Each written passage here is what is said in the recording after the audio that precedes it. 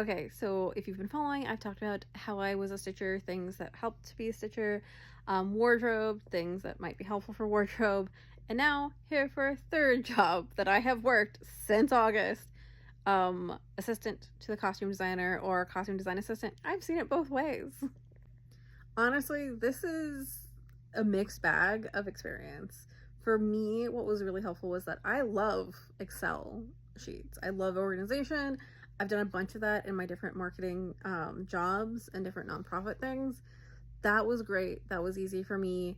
You will probably have to interface a ton between like the costume designer and a shop. And like what was really nice for me was that I'd already worked as a stitcher, so I knew a lot about that side of things, so that really helped with the interfacing there. Which I guess maybe is like a hopeful little like, hey, if you want to work your way up, maybe working as a stitcher isn't a terrible thing, because it really teaches you about different communication things and like understanding how shops work, I guess. There's also just a ton of scheduling, like it's a ton of fittings. Look how to do fittings, look at alteration stuff, just like how do you fit things? How does fit work? Like learning about like how to read wrinkles. All those things are going to be really helpful probably. Again, assistant jobs, I'm sure, range in terms of responsibilities depending on the show and the budget and all those things. But for me, fittings was a huge thing. So learning all the ins and outs of that.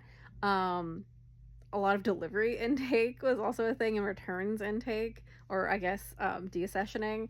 All those things were part of this.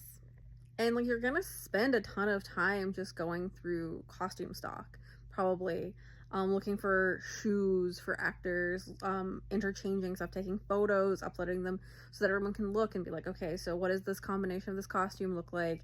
Do we like these shoes? Do we like this shirt? Just a lot of little things. Driving people to fittings. Lots of communication, I guess. And I also want to say, like, never being afraid to ask questions, asking questions.